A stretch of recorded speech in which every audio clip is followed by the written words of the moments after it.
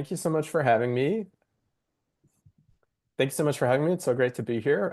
Yeah, and thanks for the introduction, Flo. I'm Aaron A. Reed. Um, this is my obligatory "you might know me from" slide. So I've worked on various projects over the years. My background in a sort of high-level arc is that I discovered the online parser interactive fiction community in the early 2000s, started making my own text adventures, went on to write one of the longest ever created at the time, Blue Lacuna, which was a good chunk of effort. I went to grad school in the 2010s to study interactive narrative and computer science more formally, but then kind of realized that doing things with computers is actually kind of frustrating. And so in the 2020s so far, I've mostly been making tabletop role-playing games. But I kind of identify first and foremost as a writer, and kind of a common thread across all those things is I've just always been fascinated by interactive stories and how they work in all of their different forms.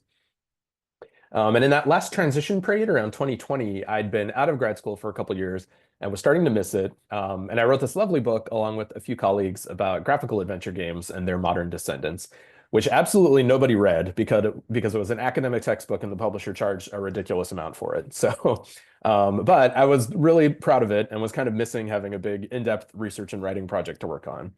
And that's around the time when the pandemic hit. So I suddenly had a lot of time on my hands also. And really, one of the things I love most about nonfiction writing is the chance to expose people to cool projects and ideas that they didn't already know about, kind of spread the gospel of things I think are really lovely and worth remembering and thinking about. So in the aftermath of that adventure games book, I realized that the 50th anniversary of the original text-only Oregon Trail was coming up. And this game first debuted in a Minnesota classroom in 1971. So I had the idea of picking one text game from each of the 50 years since then and doing kind of an in-depth deep dive into how it worked, why it was made, what part it was playing in the evolution of interactive storytelling. And this started out as a blog series with the intent of eventually collecting all the articles into a full book, which did happen, but it ended up being basically a 3-year project, which produced this 650-page chunky tome, along with a bonus add-on book for stuff I couldn't fit in the chunky tome. And that 3 years broke down very roughly into about a year of research, a year of writing, and a year of crowdfunding, production, and fulfillment, although with significant overlap between those three segments, as you might imagine. It actually became at the time the second highest funded nonfiction book in Kickstarter history, which is a great factoid to bust out if anyone ever tells you there's no interest in text-based games anymore. Um, but yeah, honestly, despite being more work than I initially had thought I was signing up for, it was really a lovely time because it was so much fun uncovering the stories behind a lot of these games. And also, I just found so many fascinating moments and corners of this space to talk about. One of the things that surprised me was that when I started, I thought I'd mostly be covering text adventures and parser-based interactive fiction. But the more I thought about it, the more I realized that text games could really cover a broad swath of different genres and things. So what about multiplayer text games or kind of forgotten genres today like BBS games, which were, huge among a certain contingent of people in the 80s? What about hypertext fiction or hacking sims or game books or spoken word audio games? And as I sort of pulled back my scope more and more, what emerged was this huge body of work that's rarely all been in conversation together, but all shares the commonality of telling an interactive story using mostly words, not graphics or multimedia. So my working definition of a text game basically became games you want to share excerpts from, not screenshots. The broader games industry is primarily visual, trafficking in colorful screenshots and trailers full of motion, but a screenshot of a text game is really kind of missing the point. It's the words that matter, regardless of how they're styled.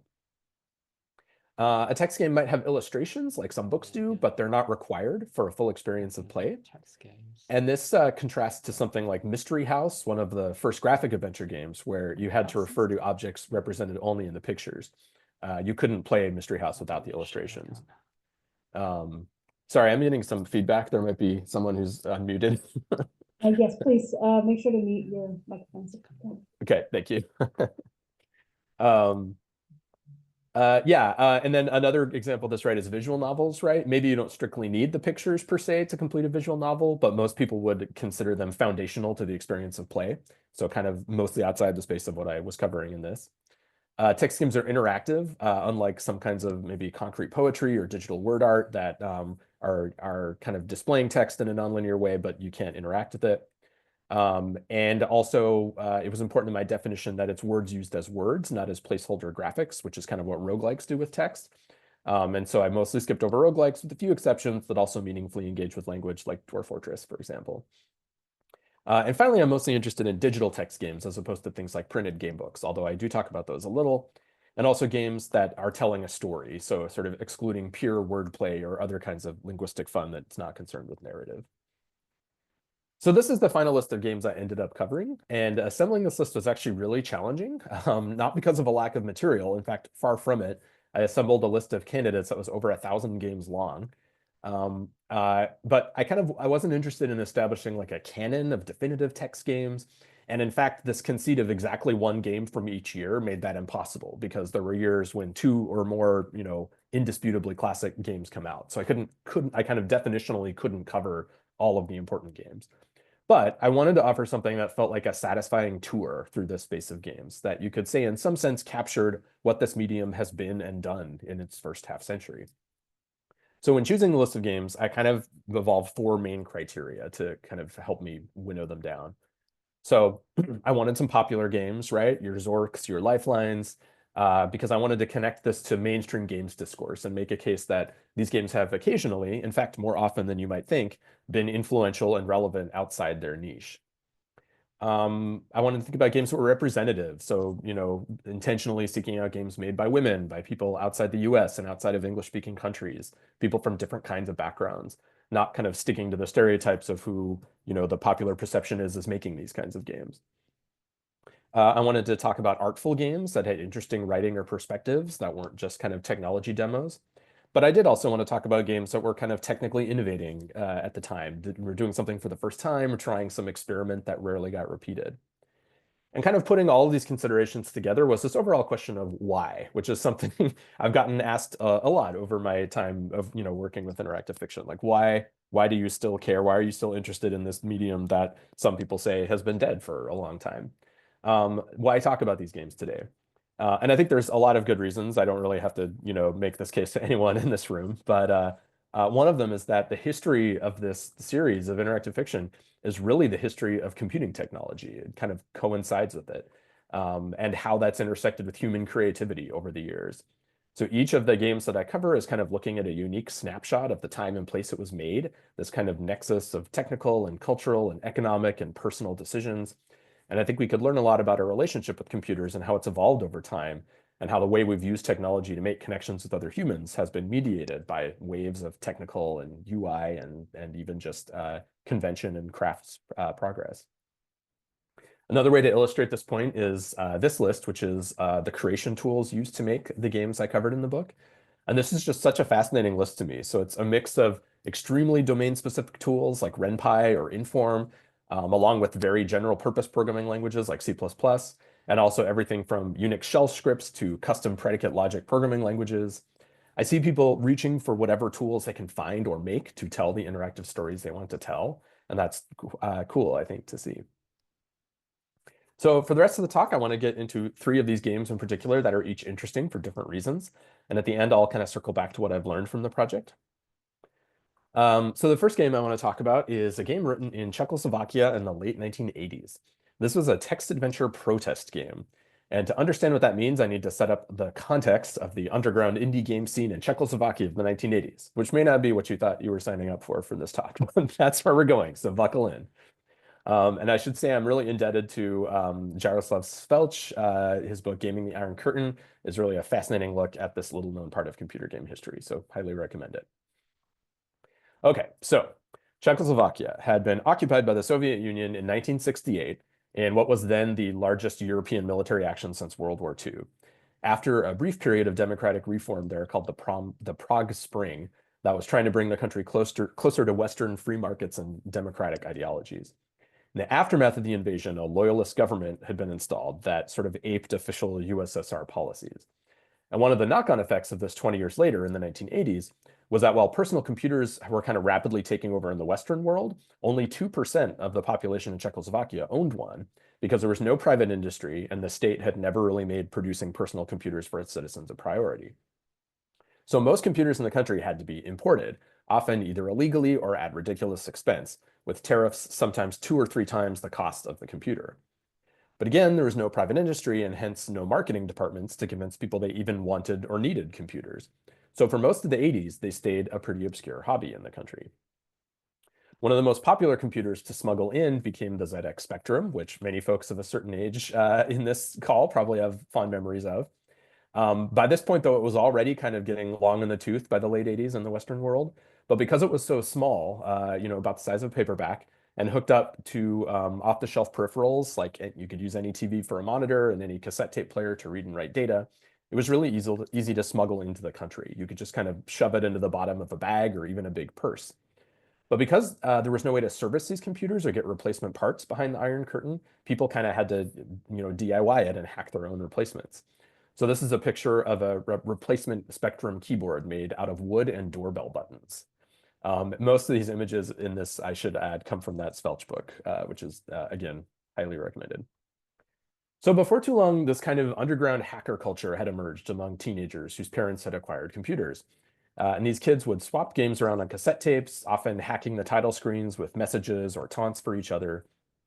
There was no computer game industry in the country, so everything circulated was either a pirated Western game or a homegrown original. And text adventures were really popular because they were so easy to make, you didn't need to do graphics or sound. And also the novelty of playing a game written in your own language rather than a Western import meant they were popular to share. So I want you to just kind of picture this sneaker net of games spreading across the country on cassette tapes in kids' backpacks as they're bicycling around and swapping them and copying them with each other. Games could actually spread across the whole country in a matter of weeks. There's a great story of one kid recalling getting offered his own game back to him as a trade from a city 200 miles away 6 days after he'd first made a copy of it for somebody. At this time, literature and music were heavily censored by the government and couldn't be legally distributed by amateurs. But software was not on the radar of the party at all. The authorities hadn't yet realized that the computer could be a medium for expression. So the vast majority of these games were exactly the kind of goofy stuff you'd expect teenagers to make. But in the summer of 1988, something happened. The Soviet Union under Gorbachev had announced a wave of reforms known as perestroika, which amounted to almost exactly the kinds of reforms the Prague Spring had championed in Czechoslovakia 20 years earlier. In the wake of this, public support for the CSSR, which was the loyalist Czech government, plummeted from well over 50% to something like 30%. It had just started to be seen as horribly backward when even the country it slavishly imitated was now starting to reform itself. And there started being underground talk about a protest to mark the 20th anniversary of the 68 occupation. Some of these teen game makers started making and distributing protest games. So this game, which was released anonymously for obvious reasons at the time, but was really by an 18-year-old named Miroslav Fidler, was called Prestavba, which is the Czech word for perestroika, styled as an acronym. Here's the title screen. The top part translates to Central Committee Software on the occasion of the 20th anniversary of the liberation of Czechoslovakia by Warsaw Pact armies would like to offer a conversational puzzle game. That was kind of the common term for a text adventure. So Central Committee Software makes it sound like this is an official state-sanctioned game, and calling the invasion a liberation is playing along with that. The acronym of Prestavba or Perestroika expands to something like Program of Revolutionarily Experimental Socialistically Creative Avant-Garde Drivel by Poets and Illiterates. So there's kind of a lot to unpack here, but this is basically a parody, right, purporting to be created by a sort of desperate and out-of-touch government that wants to denigrate this movement. And as you start playing the game, you get this kind of comically over-the-top propaganda. So after every single command you type, you get these earnest slogans, a lot of which would have been familiar from propaganda films kids had to watch in school. For the liberation of the exploited, death to the imperialist squadrons. And I can't stress enough, this is after every single command you type. It gives you one of these, and it just starts to get ridiculous very quickly. Early on in the game, at one point, you have to dig a tunnel, but you're too weak to do it.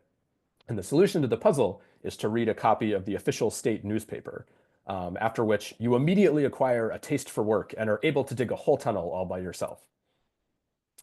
But as the game goes on, these digs get kind of more and more subversive. You find a quality made in the USSR lighter, but it's actually programmed in the game's code to only work 30% of the time. And that joke would probably have especially hit home in a country with a lot of shoddy state manufactured goods. Later on, there's a dark tunnel you have to get through, but the lighter by itself isn't bright enough, so you're trying to find something you can burn in typical adventure game puzzle solving mode. But strangely enough, the only thing you can find that's flammable is a copy of Das Kapital. And if you set it on fire, you can see to get through the tunnel. And the game says, may it enlighten your way. I think this double meaning it works the same in Czech as it does in English. So yeah, so Fiddler's Game wasn't the only political game making the rounds in the scene at this time. Stanislav Hrda's Shatoken takes its title from the star of a widely screened Soviet propaganda film.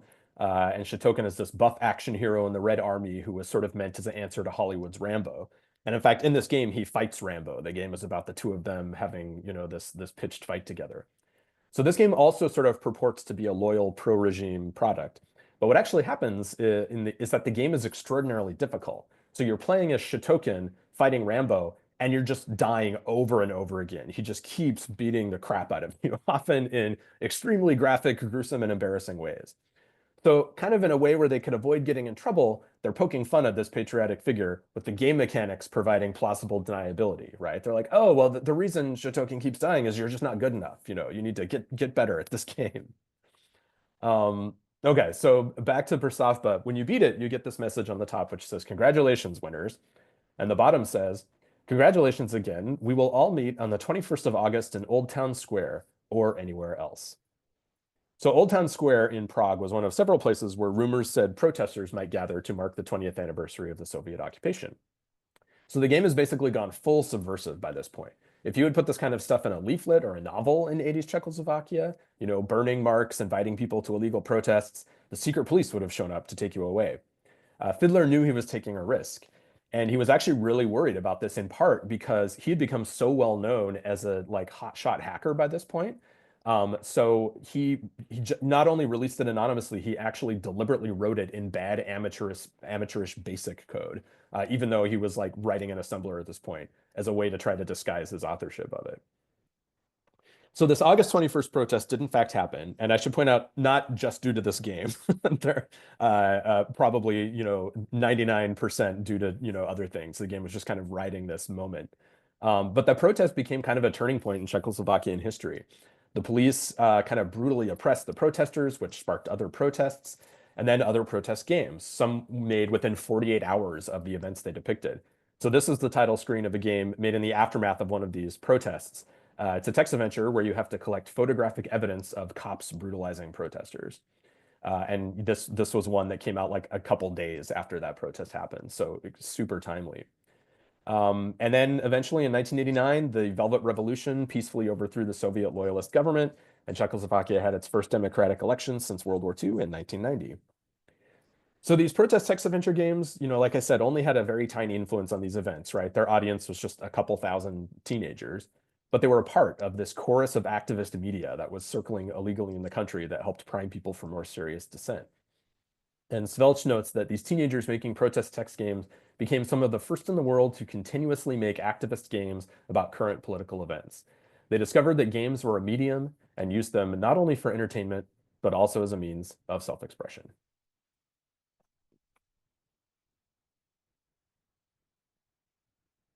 The next game I want to talk about is Lambda Moo. And this is one of my favorites in the entire series. Okay, so a Moo is in the same lineage as a MUD. It's a multi-user text game.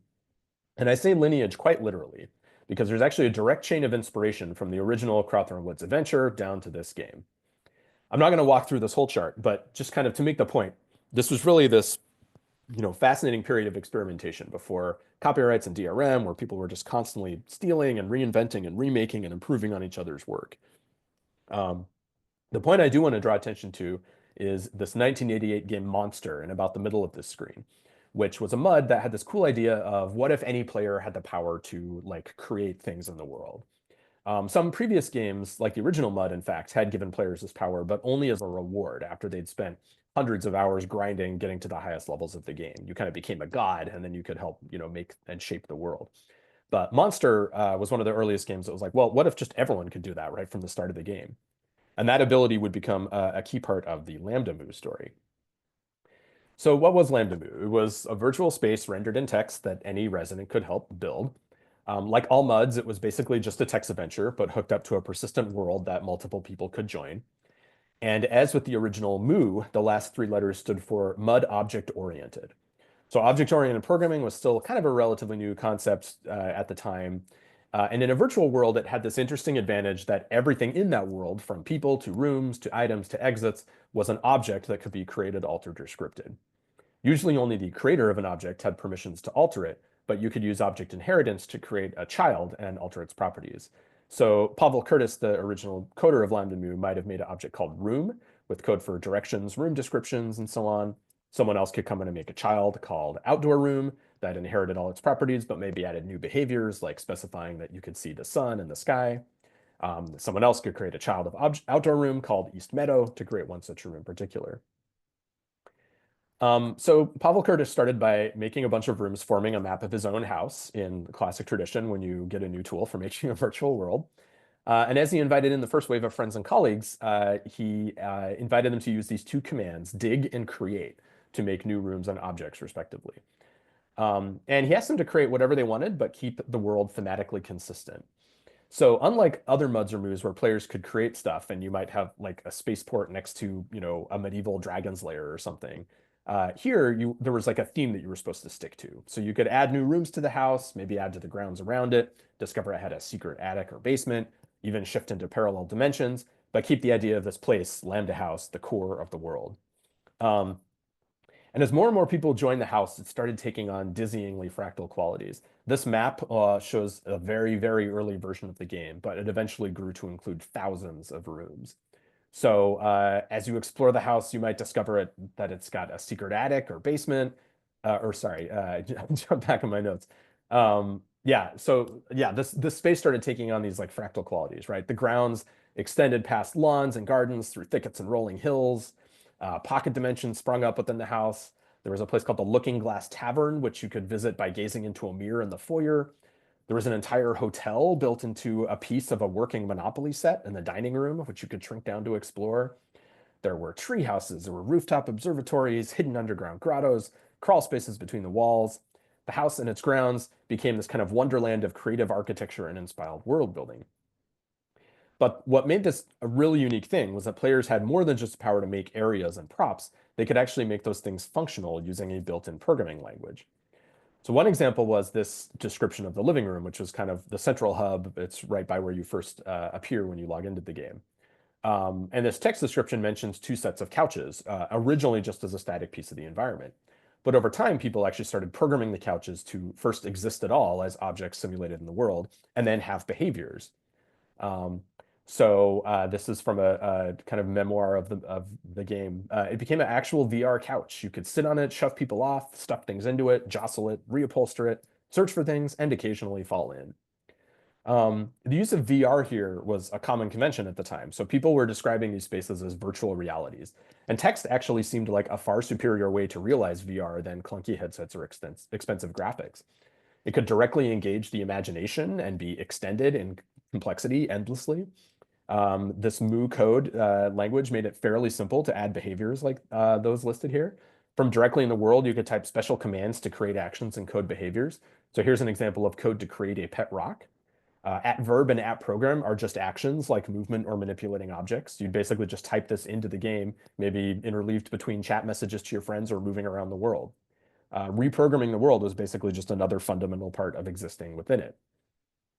And the programs could become surprisingly complex, able to interface with nearly any aspect of the simulation they ran within, calling functions to query the game state or piping messages to other parts of the virtual world. The objects created became more and more fascinating and complex. Advanced programmers were soon creating toys like the helicopter on the West Lawn, which had over 20 custom verbs and included extensive help text, which I'm going to excerpt a little of here. The helicopter's description and behavior change depending on whether it's running or stopped, parked, hovering, or in flight. If you land on the asphalt roof, they'll hear the rumble of the engine in the living room. There are appropriate messages for spectators outside the helicopter when it takes off, flies overhead, and lands. These messages also differ depending on how high the helicopter is flying. If you were at the landing site when someone crashes it, you get to see a team of engineers truck in and put it back together. As you overfly locations, people on the ground are notified.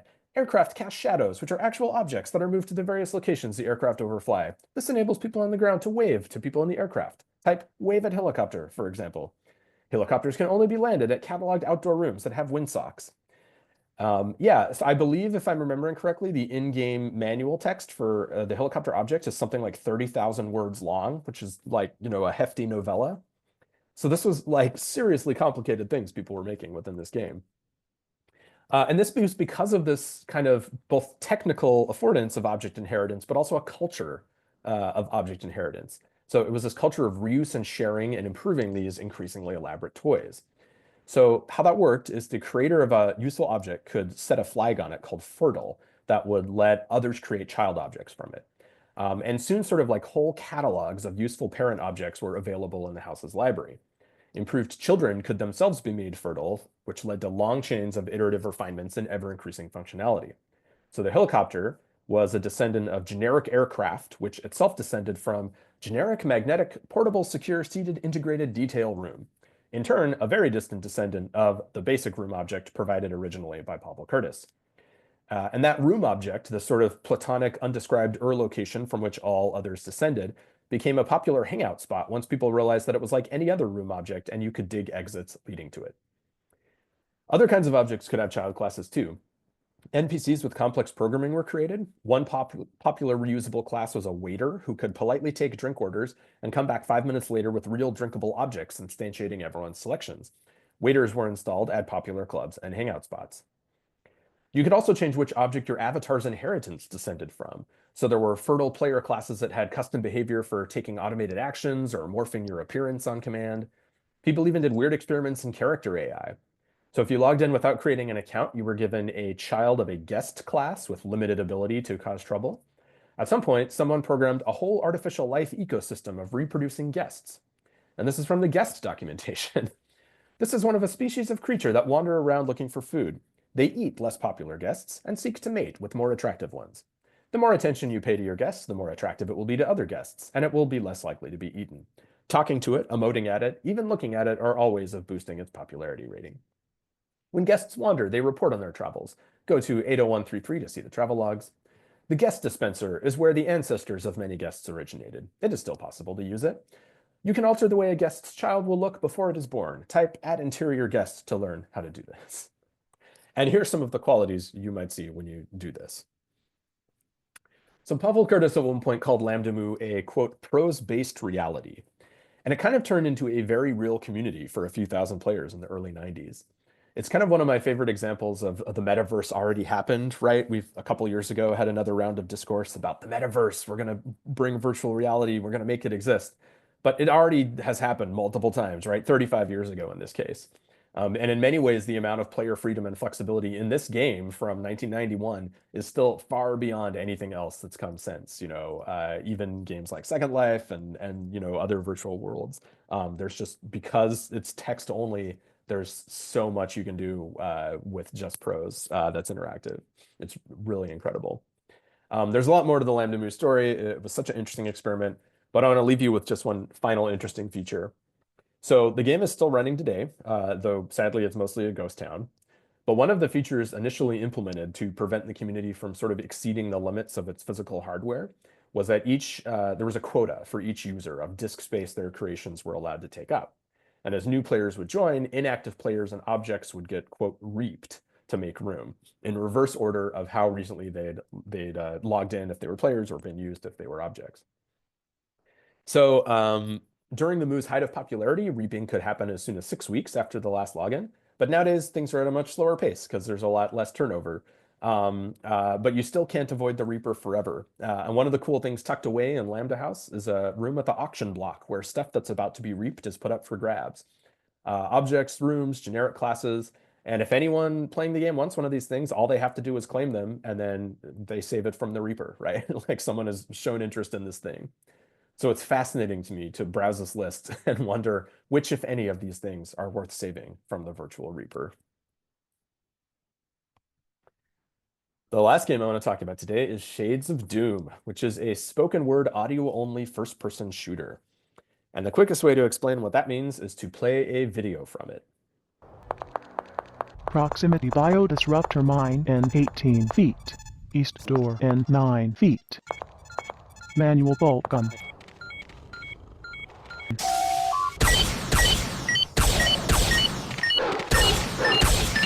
Long knife. White data wafer taken. Whoa. West, 30 by 50 feet. There is an exit from the room behind and to the left.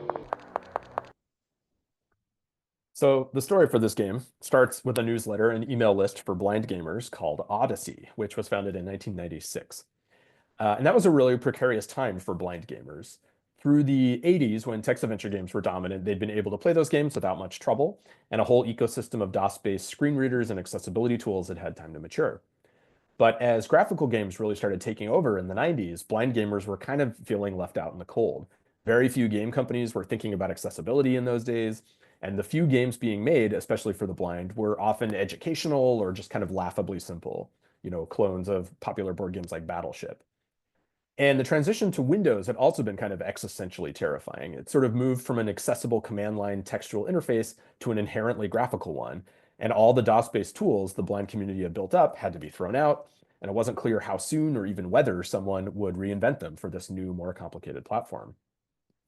So the Odyssey list became kind of a nexus of support where blind gamers could find what games and tools were out there, review them, commiserate with each other, and swap tips and stories. And one of the contributors to that list was a Canadian dad named David Greenwood, who'd started his own small company making accessible strategy games for the blind, GMA Games. This is their website. And note, of course, that there's no point in providing a style sheet for a website targeted at the blind. Just straight HTML is all you need. And it's kind of lovely, actually. So Greenwood had been born sighted, but lost his sight while a teenager. But he loved complex strategy board games as a kid, and he deeply missed playing them. And part of his mission with GMA was to make accessible computer games that weren't trivially easy to play. He'd had a few small hits, but in the summer of 1999, he posted this unique proposition to the Odyssey mailing list. I thought it may be fun and interesting to design and develop a game using ideas from the mailing list members, it starts. And basically what he proposed is let's kind of collaboratively build a game together. People will suggest what kind of game, what kind of features they want to see. I'll go make a prototype. I'll bring it back. We'll do another round. And he ended with saying, this may go on for several months. In fact, it would go on for several years because the idea really took off. And what emerged was the notion of making a game like Doom, but playable by the blind. So Doom and its sequels were games that sighted players wouldn't shut up about in the 90s. And through discussion, the Odyssey gamers started figuring out how you could translate that kind of experience to something that used only audio. And the big technical breakthrough was to use a new affordance of Windows circa the late 90s, which was DirectX, which made it way easier to program 3D positional audio into games than it had been before. So Shades of Doom began to emerge as a game where the player would try to escape a maze of tunnels and a secret government base, doing genetic research filled with mutated monsters and weapons and keys and doors and power-ups. Stop me, if this is sounding familiar. It's very much an homage to the original. As you move your character through the space, and I should note this is not a grid-based game, it has continuous movement. Sound effects are used to help intuit the layout of rooms and corridors. So when you're approaching a hallway junction, for example, the player hears wind blowing from the directions of new passages. And different compass directions actually have subtly different sounding winds. So with practice, you can learn to distinguish an upcoming north-facing passage from a west-facing one, for example. Footsteps echo more loudly in one ear if there's open space in that direction. And the echo also changes just before you would step into a wall.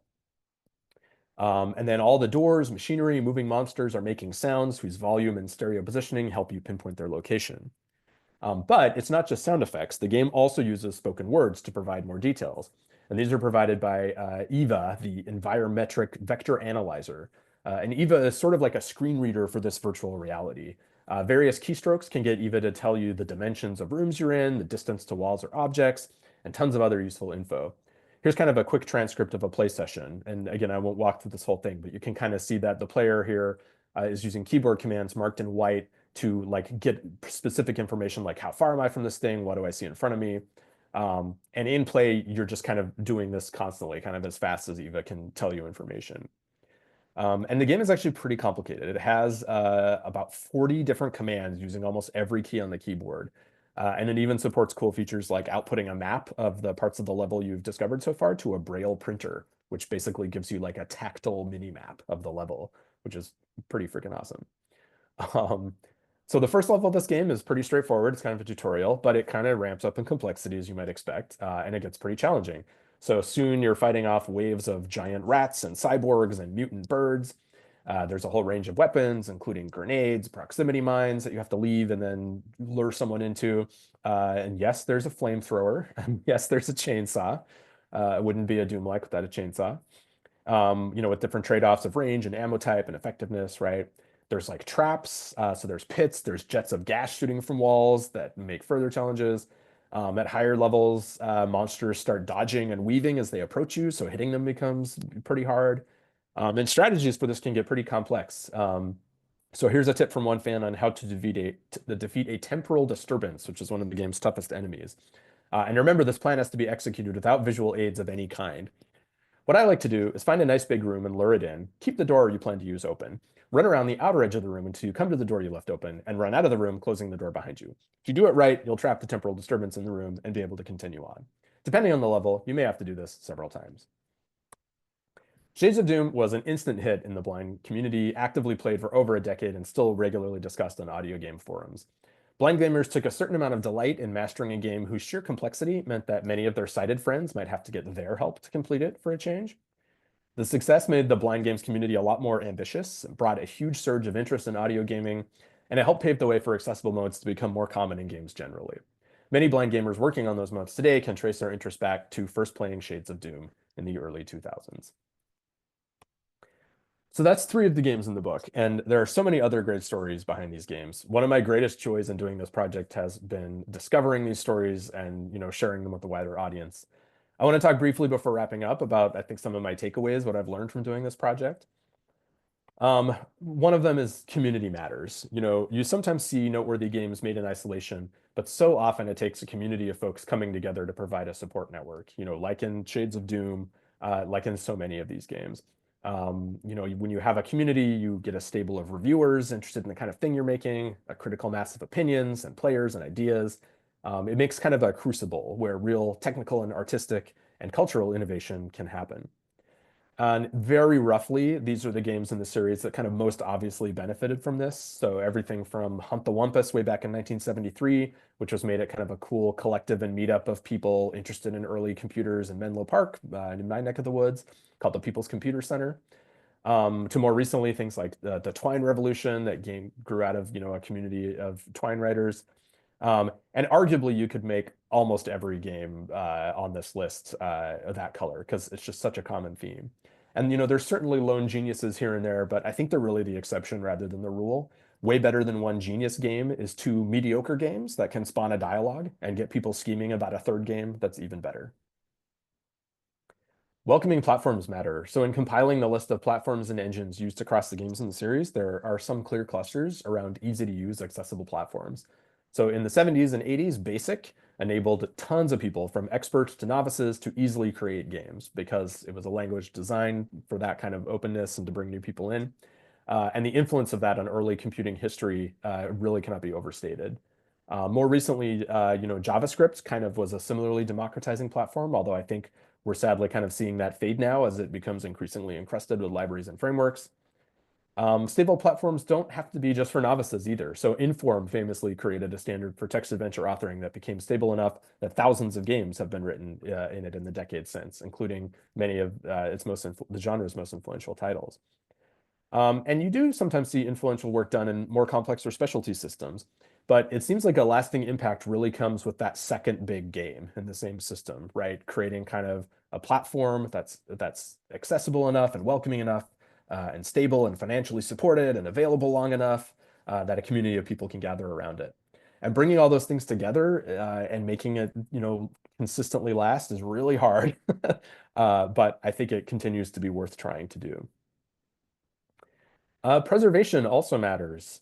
So here are the games from the series that you can no longer play today, either at all or in their original form, the ones that are faded out. And here are some additional ones that could disappear at any time because they rely on server-side or proprietary infrastructure. And I actually haven't gone back since publication to see if any more games need to be added to this list now, which is quite possible. So computer platforms are, of course, constantly changing, and that's a real problem for maintaining those stable platforms and communities that enable craft wisdom to continue evolving and not, just restarting from scratch with each new generation of hardware and software. So I think work in emulation, preservation, archiving, studying these games is incredibly important. And again, when you look at places where great artfulness and great innovation has happened, it's often places where there's a rich body of preserved and available past work to study and learn from. Just one of many examples of this, in the early 90s, Activision had purchased text adventure giant Infocom And they released this omnibus package of many of the company's greatest hits from across the 80s because they were kind of perceived as no longer having any commercial value, right? So why not bundle them all together and put them up in the store? But what this did is it made a body of work that had previously cost over $1,000 to legally acquire something much more affordable and available to a new generation of gamers. And multiple influential people in the IF scenes of the 90s and 2000s cited this box release as the way they were able to learn their craft, including Graham Nelson, who created Inform. And he has a great quote comparing this box to the first folio of Shakespeare. It wasn't until all of those plays had been brought together and republished as a single body of work that it could be easily appreciated and preserved as a body of work. So don't throw stuff away. Think about longevity. Help out with archival projects. Think about the stability of platforms you choose to work on, and think about how your games can be part of those longer-term generational conversations. And finally, diversity matters, kind of in every sense of the word. Whenever outside voices come into a space, they tend to shake things up for the better, whether that's people who aren't hackers, who aren't Americans, who aren't male, who aren't white, who aren't sighted, who don't come from upper or middle class families, or even who just don't consider themselves primarily game makers. One of the games in the book is Werewood, released by Choice of Games, which has created one of those long-term stable platforms in ChoiceScript. And Werewood is not by a full-time game designer or even by someone who considers gaming and interactive storytelling her, a primary hobby.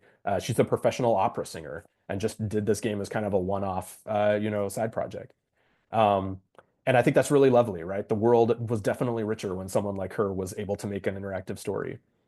So finding ways to invite more people into game making spaces is, I think, a key thing to helping interactive stories flourish in the next half century. And that also applies to my project too, right? This isn't the only history of text games, nor should it be. I've tried to frame it as something like a walking tour of a neighborhood led by one particular person with their own idea of what the interesting stops and must-hear stories are. But the neighborhood is huge, and there's room for a lot more tours and a lot more histories. I want to close with a really great quote I like from Robert Pinsky, who has both written a text adventure and been a poet laureate of the United States, and I think is the only person still for whom that is true. So in 1995, which is exactly in the middle of the 50-year period that I was covering, he wrote an op-ed piece defending text games in the New York Times. And he called them a uniquely contested art form which, like poetry, suspicious guardians of the past may hug protectively, while preening advocates of the future may scorn as outmoded. What has this activity amounted to so far? Less than enthusiasts claim, more than the scornful might assume, an interesting infancy. On the peculiar terrain of literature for the monitor, the future and the past are conducting their perennial transaction. I think for a long time, there's been a sense that text games are mired in an interesting infancy, right? That they maybe need to grow out of. But I think you can make a case that that's actually a really great place to be. Until some hypothetical future where our technology stabilizes, they're going to continue to be, these weird hybrid interstitial artifacts, places where the future and the past are mashed together. And I think that's pretty cool. So that's my talk. I want to mention where you can get the book. The original print run sold out, but it's now available again in a physical edition via print on demand. And there's also an accessible ebook version that I'm very proud of. I worked with a firm that does specializes in kind of making really accessible ebooks. So it's got a lot of, it follows a lot of guidelines for blind and low vision readers. And it's just a nice way to read the book in general. The expansion book, Further Explorations, is also still available, and this has some great chapters on one-room games, on visual novels, wordplay games, and even type-in games, which was a weird 80s thing where a game was distributed as a paperback book with the source code that you were meant to type in and hope it all worked. So yeah, lots of cool other fun text game stories in this book. And finally, if you're interested in my tabletop role-playing stuff, my newest project is a game called Downcrawl, which is about exploring an infinite underworld you generate with your friends together at the table. It did a crowdfunding campaign a few months ago. It's still open for late pledges until January 31st, so just a couple more days. So check out this link to find where you can get that if you're curious. Yeah, and you can get to all those links from my main website, aaronareed.net. Thank you so much for having me, and yeah, happy to take some questions.